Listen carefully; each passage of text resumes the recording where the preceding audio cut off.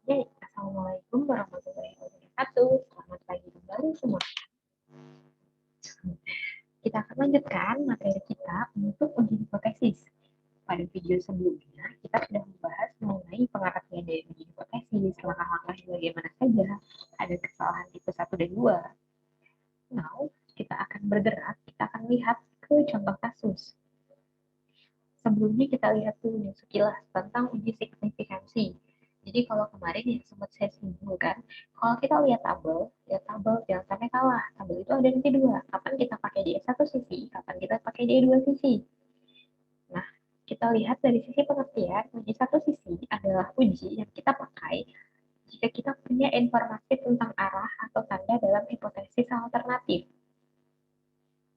Misalnya, lampu Philips ingin menguji kebenaran bahwa rata-rata penggunaan lebih dari 1 tahun. Lihat ya, ini yang di atas ada tanda, dikatakan ada tanda, dan di ininya dinyatakan sesuatu. Oke, sebentar.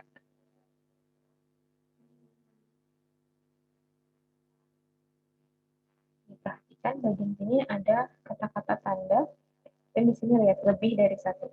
Ini adalah tanda sebenarnya. Kita lihat, maka yang ini kita bisa katakan halunya itu adalah kurang dari sama dengan 360. HA-nya lebih dari 360. Kenapa? Karena dilihat di sini ingin menguji kebenaran bahwa rata-rata penggunaannya itu lebih dari 1 tahun. Maka hal hipotesis alternatifnya adalah lebih dari 360, lebih dari 1 tahun. Nah tadi ya, H0 ini kan dugaan awal kita. Dugaan awalnya itu biasanya yang berlawanan.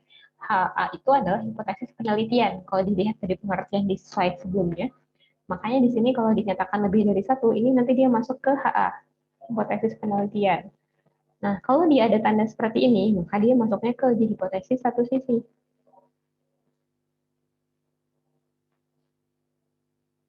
Uji dua sisi, artinya kita tidak punya informasi arah atau tanda hipotesis alternatifnya. Misalnya, rata-rata penghasilan lulusan sarjana ekonomi jurusan akuntansi saat mendapat pekerjaan adalah 4,5 juta. Nah, berarti kita tahu H0-nya 4.500.000, HA-nya tidak sama dengan 4.500.000 karena nggak tahu nih entah dia yang mau kita buktikan itu kurang dari kah atau lebih dari kah. Nah, ini juga tandanya boleh macam-macam ya, boleh kurang dari, boleh kurang dari sama dengan, bisa lebih dari, atau lebih dari sama dengan.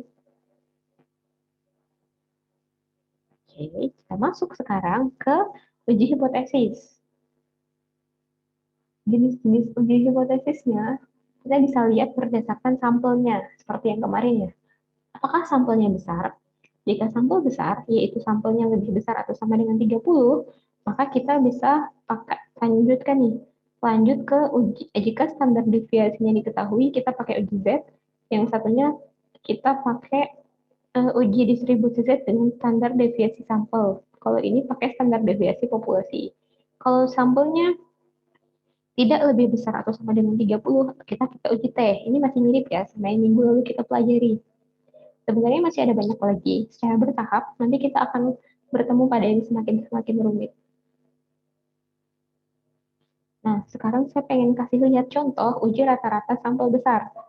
Ini masih mirip dengan yang kemarin, tapi sekarang kita tuliskan full. Lihat, baca soalnya ya. Sebuah pabrik ban mobil menyatakan rata-rata jarak yang bisa ditempuh selama ban aus atau kehilangan grip 60.000 km dengan standar deviasinya 4.500. Lalu, sebuah rental mobil membeli sebanyak 49 ban dan menemukan bahwa rata-rata jarak yang bisa ditempuh oleh mobil menggunakan ban tersebut 59.000 km. Nah, ini lihat, sebuah pabrik ban. Lihat lagi dengan alfa sama dengan 5%, kita mau simpul, bisakah kita simpulkan jarak tempuh ban tidak sama dengan 60.000 km? Yang pertama, lihat, sebuah pabrik ban mobil menyatakan bahwa rata-rata jarak yang bisa ditempuh. Nah, bahasanya sebuah pabrik ban mobil, berarti di sini adalah populasi. Kenapa dikatakan populasi? Karena di pabriknya, berarti semua bannya ada di sana. Maka ini nanti masuknya adalah rata-rata populasi. Dan standar deviasinya ini. Nah, Setelahnya dikatakan ada rental mobil, beli 49 ban. Dia belinya 49 ban ini pasti dari pabrik kan? Nah, dari pabrik. Jadinya pabriknya meskipun nggak salah ini dimention secara eksplisit, tapi dianggap pabriknya itu dari sini. Maka rata-rata yang 59.000 kilometer ini adalah rata-rata sampel. Ini X bar. Ini X bar, yang ini mu. Oke, lalu ini kita nanti yang akan kita jadikan hipotesisnya. Kita lihat ini ya, Hanolnya adalah mu sama dengan 60.000. Jadi umumnya kalau bingung lihat Hanol, Hanol ini lebih sering adalah yang ada tanda sama dengannya. Jadi misalnya mu-nya sama dengan 60.000 atau mu-nya lebih besar sama dengan 60.000, kurang dari sama dengan 60.000. Yang ada sama dengannya biasanya itu di Hanol. Hipotesis alternatif itu lawannya, dan itu juga bisa dikatakan hipotesis penelitian nih. Tidak sama dengan 60.000. Kalau dia tidak sama, artinya dia tidak ada arah tanda panahnya ya. Maka di sini ujinya adalah dua sisi. Oke. Nah, kita udah punya hipotesis. Setelah punya hipotesis, kita tentukan apa? Kita tentukan tingkat signifikansi. Di all disebutkan 5%. Udah, kita lanjut yang nomor 3, statistik ujinya. Tadi, kita mau pakai uji apa? N-nya 49. N 49 artinya sampel besar, karena lebih besar sama dengan 30. Maka kita pakai uji Z. Lalu kita akan buat keputusan berdasarkan hasil hitungnya. Kita punya Z nilai kritisnya 1,96 ya, seperti yang kemarin. Kita hitung Z ini dari tabel normal, ingat yang saya kasih tahu kemarin. Lalu hitung Z-nya X min mu dibagi dengan sigma per akar N, diperoleh nilainya negatif 2.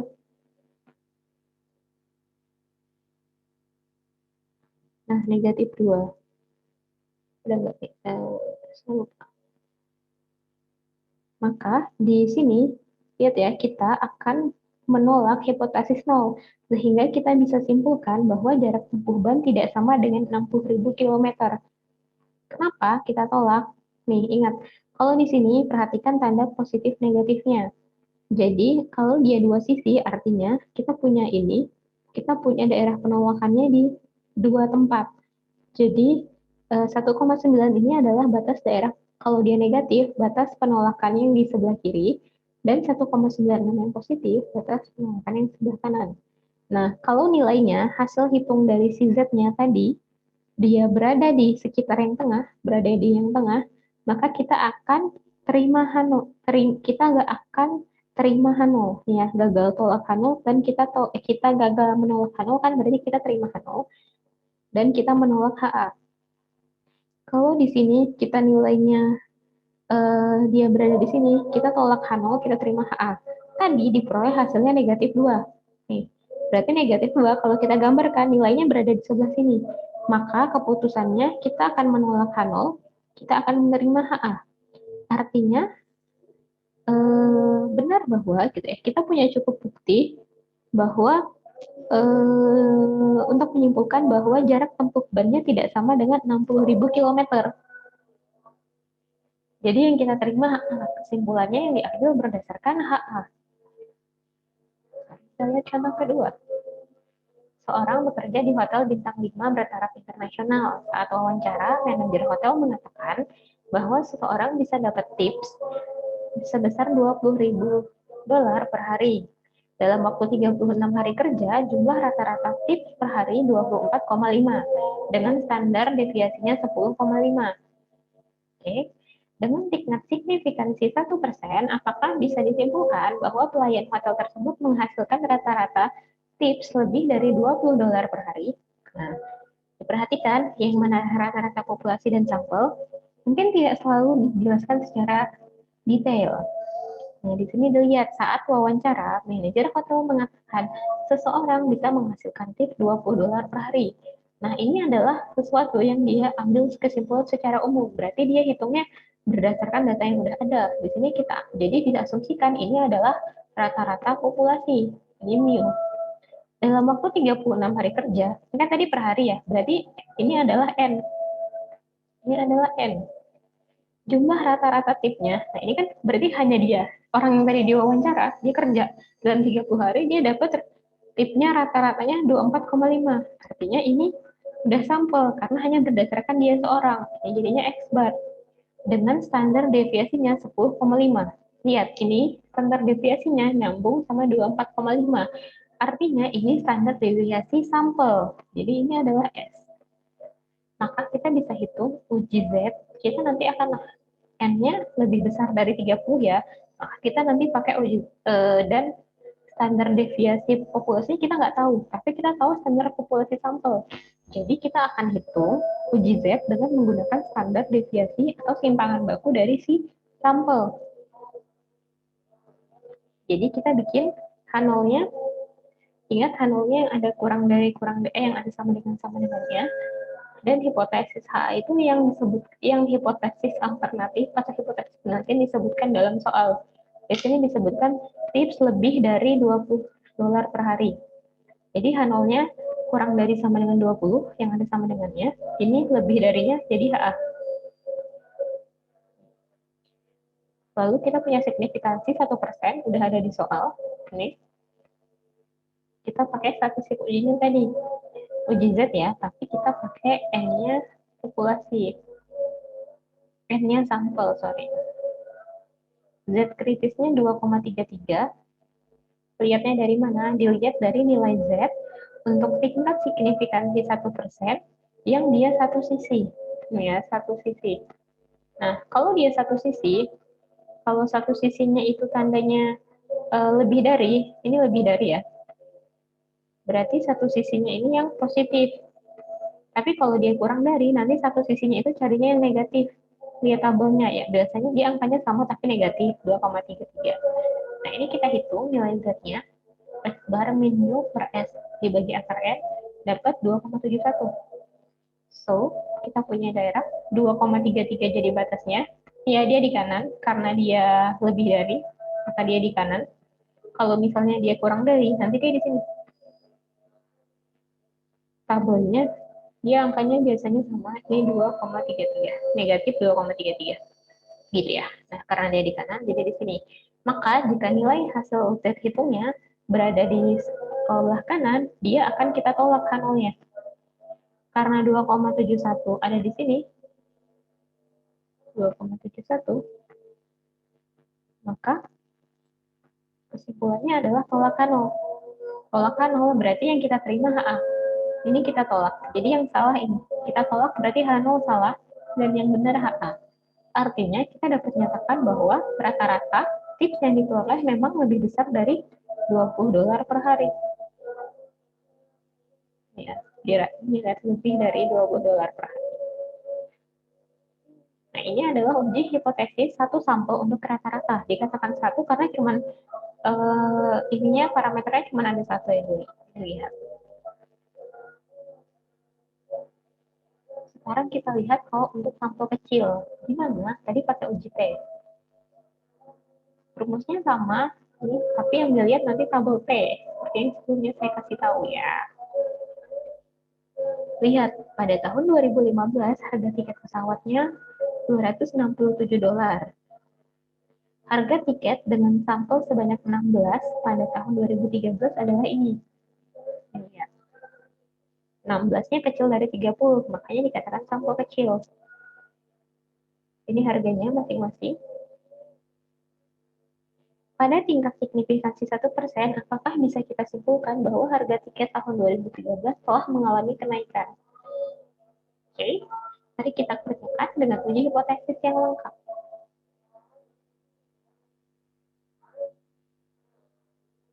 Ini lihat H0-nya 267, nih, tandanya lebih dari, karena dinyatakan tadi mengalami kenaikan. Nah, jadi kita harus jeli dari soalnya. Ada clue-clue yang mengindikasikan dia satu sisi dan dua sisi. Ini lebih dari 267 tadi dimintanya. Memilih tingkat signifikansinya 1%, ya, uji T. T kritisnya, ingat kalau di uji T itu kita lihat tabelnya berdasarkan alfanya berapa, terus nanti ada DF. DF itu adalah degree of freedom. atau sorry ini DF, atau ada yang membahasanya DB. DB-nya ini sama dengan N min 1. N ini banyaknya data, banyak data dikurang 1. Jadi nanti dilihat tabelnya, banyak data kurang 1. Kan ini N-nya 16 ya, maka di sini DF-nya 15, karena 16 kurang 1. Untuk satu sisi nilainya ini. Sehingga diperoleh nilai. Nah, ini kita belum tahu X bar-nya berapa, tapi kita punya datanya dari 16 ini. Jadi kita hitung X bar-nya, kita cari. Udah belajar ya rumus cari rata-rata. Tadi kita jumlahkan semua data yang kita punya di bagian sebelumnya, kita bagi dengan 16, dapat rata-ratanya ini. Kita juga belum punya simpangan baku atau standar deviasinya. Jadi kita hitung. Ini dapatnya dari mana? Kalau ditanya dapatnya dari mana, dihitung. Tadi di gambar sebelumnya kita punya data 1 sampai data 16. Nah, itu dimasukkan, dihitung, kita dapat ini. Di dua contoh sebelumnya, ini udah dikasih tahu di soal. Tapi kalau nggak dikasih tahu di soal, artinya harus dihitung. Lalu kita masukkan ke uji T, diperoleh nilai ini. Kita bandingkan lagi, sama. Kita akan tolak hipotesis 0 karena harga tiket mengalami, karena apa? Ya, jadi nilai ininya lebih besar daripada nilai tadi satu sisinya 2,6, saya lupa. Hilang, nggak ketutupan. 2,602, dia lebih besar, hasilnya 2,67, dia lebih besar. Maka dia berada di daerah penolakan. Jadinya benar Hanoli ditolak, dan benar bahwa harga tiket pesawat sudah mengalami kenaikan. Oh ya, di gambarnya ya. Ini batasnya 2,602, dia berada di sini. Jadi kita tolak Hanol, yang ini salah, yang ini benar. Jadi benar mengalami kenaikan.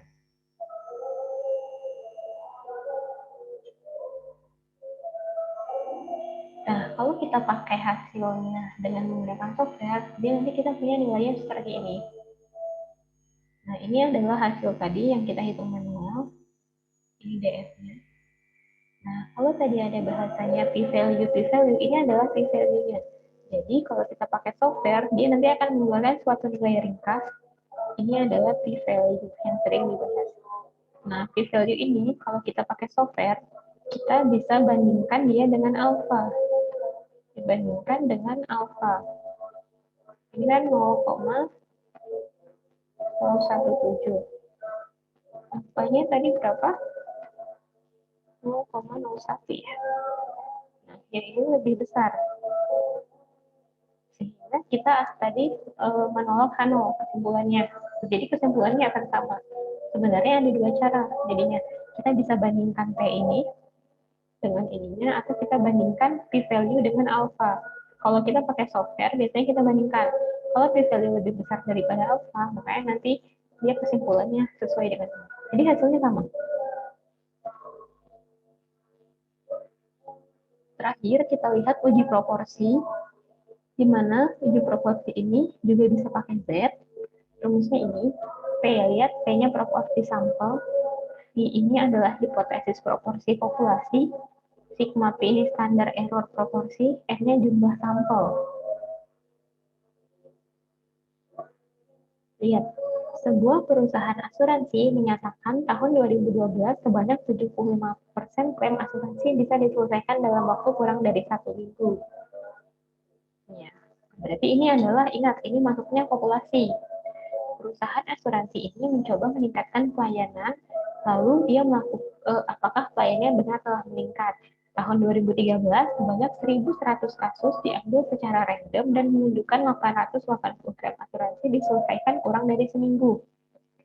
Nah, di sini ingat proporsi itu nilainya adalah ini kemarin udah ada ya N per jumlah ininya. Jadi di sini ingin dilihat apakah penyelesaian klaim asuransi pada tahun 2013 telah mengalami kenaikan. Kita mau buktikan dengan uji hipotesis. Kita kerjakan. H0-nya apa? 0,75. Kenapa? Karena tadi ini ya disebutkan 75%. Ini kalau kita bawa jadi 0, jadinya 0,75. Nah, jadi pas pertama H0-nya itu dugaan awalnya kurang dari sama dengan 0,75. alternatifnya kan dia ingin dilihat mengalami kenaikan, berarti persentasenya meningkat dong, makanya tandanya lebih besar. Tingkat signifikansinya 1%, ini disebutkan di soal, kita pakai uji Z. Nah, nilai Z-nya dilihat dari tabel lagi-lagi, ini P. P-nya dapatnya 0,8. 0,8 dari mana? Nih ya, 0,8 dari sini. 880 dibagi 1100. Karena proporsi kan banyaknya yang ini dibagi dengan N-nya. Jadi, di sini kan saya bisa tuliskan gini. Kayak gini aja. Di soal disebutkan 880 dibagi 1100. Ini sebenarnya 0,8. Jadi dapatnya ini adalah P ya. P-nya dihitung dari sini. Berapa yang berhasil? Nah, kemudian dimasukkan dapat 3,83. Dibandingkanlah dua ini. Seperti biasa. Jadi dengan Z hitungnya lebih besar daripada Z kritis sehingga kita tolak hipotesis 0. Ini tolak, ini benar. Jadi, dapat disimpulkan bahwa sampel cukup memberi bukti bahwa terdapat peningkatan pelayanan. Ini ya, 3,83 berada di sini. Jadi, benar terjadi peningkatan pelayanan. Ini kesimpulannya. Kita lihat contoh yang lain. Nilai p-value dalam uji hipotesis. Oke, kita hapus sebentar. Nah, keputusan menolak atau gagal menolak H0 bisa dilakukan dengan membandingkan antara nilai p-value dengan alfa. P-value merupakan probabilitas memperoleh nilai uji statistik setinggi mungkin dibandingkan dengan nilai sampel yang diobservasi dengan asumsi hipotesis nolnya benar. P-value memberikan informasi seberapa besar kekuatan dalam membuat keputusan menolak atau gagal tolak hipotesis nol. Nilai P-value sangat kecil, menunjukkan bahwa hipotesis nolnya benar, adalah relatif kecil kebenarannya dan sebaliknya. Ini ya. Nah, ini tadi yang saya katakan. Jika p-value kurang dari alfa, maka kita menolak hipotesis nol. Ini kalau kita hitung manual, kita jarang pakai. Tapi biasanya kita pakai kalau kita pakai software. Jadi kita nggak usah perlu lihat-lihat tabel. Kalau di sini kan kita harus lihat tabel Z-nya, tabel P-nya. Nah, kalau di sini kita tidak perlu lihat tabel, kita cukup bandingkan. Kalau kita pakai nanti SPSS, di tab, bandingkan p-value-nya ini.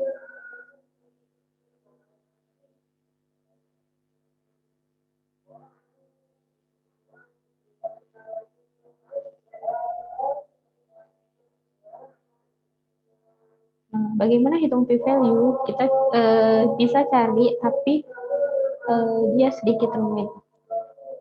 Jadi misalnya Z hitung sama dengan 2, besarnya probabilitas pada kurva normal antara nilai Z sebesar 0 dan 2 adalah 0,477. Sehingga besarnya probabilitas nilai Z sama dengan 2 atau lebih besar dari ini. Ya, jadi cara menghitungnya sebenarnya kita kurangin.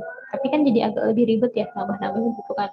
Makanya biasanya kalau kita hitung manual, kita jarang pakai p-value, tapi langsung kita bandingkan aja nilainya dengan tabel. Kalau ujinya 2 di sini, dia jadi kayak gini.